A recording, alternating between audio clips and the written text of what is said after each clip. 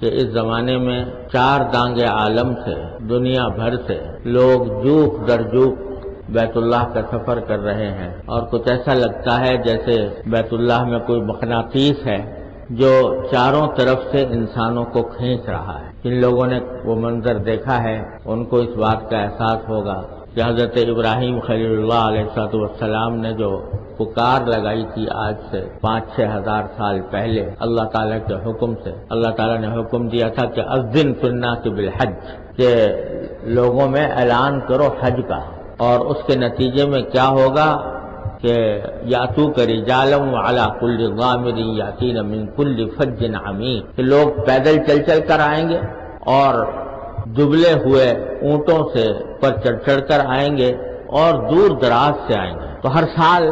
اس کا نظارہ اللہ تبارک و تعالیٰ دکھاتے ہیں، اور حضرت ابراہیم خلیل اللہ علیہ السلام نے دعا فرمائی تھی کہ فجعل افئدۃ من الناس تہوی الیہم، کہ آپ لوگوں کے دلوں کو ایسا بنا دیجئے کہ کھچ کھچ کر اس کی طرف آئے۔ تو اس کا نظارہ بھی ہزارہ سال سے دنیا دیکھ رہی ہے کہ دنیا کی کوئی جگہ ایسی نہیں ہے جہاں لوگ اتنی کشش کے ساتھ، اتنی محبت کے ساتھ، اتنی عقیدت کے ساتھ، اتنی قربانیاں دے کر، دھکے مکے کھا کر وہاں پہنچنے کی کوشش نہیں کرتے جتنی کہ بیت اللہ تک پہنچنے کی کوشش کرتے ہیں۔ چاروں طرف سے اطراف عالم سے لوگ ہیں کہ کھنچے ہوئے چلے جا رہے ہیں۔ حضرت ابراہیم خلیل اللہ علیہ السلام کی دعا کی قبولیت بھی اسی طرح ہو رہی ہے، اور جو اعلان کیا گیا تھا اس کا جواب بھی اس طرح دیا جا رہا ہے۔ سال بھر میں ایک مرتبہ اللہ تبارک و تعالیٰ یہ نظارہ ساری دنیا کو دکھاتے ہیں، اور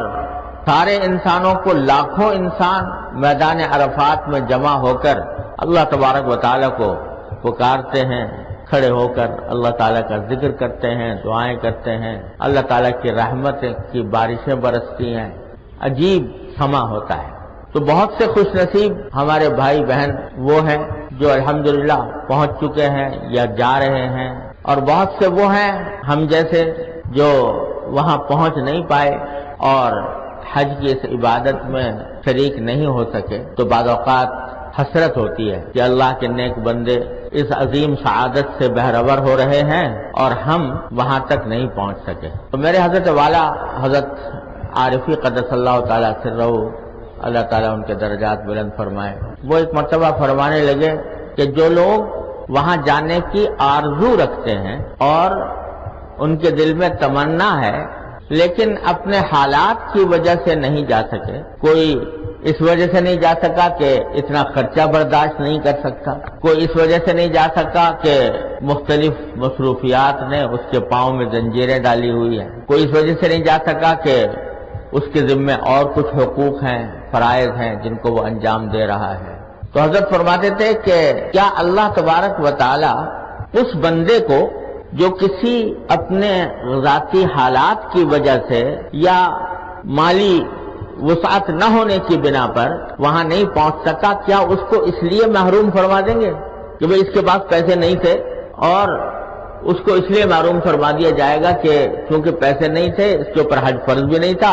اور پیسے نہ ہونے کی وجہ سے یہ نہیں جا سکا؟ تو ہمارے حضرت فرماتے تھے کہ اللہ تبارک و تعالیٰ کے ساتھ یہ بدگمانی کسی طرح بھی درست نہیں۔ اگر دل میں واقعی خواہش ہے، لگن ہے، آرزو ہے اور حالات کی وجہ سے نہیں پہنچ سکا تو انشاءاللہ اللہ تبارک و تعالیٰ اس کو محروم نہیں فرمائے گا۔ اور اس محرومی سے بچانے کے لیے اللہ تبارک و تعالیٰ نے یہاں ہم لوگوں کے لیے بھی اس عشرے میں کچھ خصوصی احکام عطا فرما دیے ہیں کہ ان احکام کو اگر اس نیت سے بجا لائیں کہ ہم حج تک تو نہیں پہنچ سکے لیکن اللہ تبارک و تعالیٰ، اللہ کے رسول صلی اللہ علیہ وسلم نے یہ احکام ہمیں عطا فرمائے ہیں، تو کچھ بعید نہیں کہ جب رحمت کی گھٹائیں وہاں برسیں گی تو اللہ تعالیٰ کی بارگاہ میں فاصلوں کا کوئی اعتبار نہیں ہوتا۔ جب رحمت کی گھٹائیں وہاں برسیں گی تو ان کے چھینٹے انشاءاللہ یہاں پر بھی پڑیں گے۔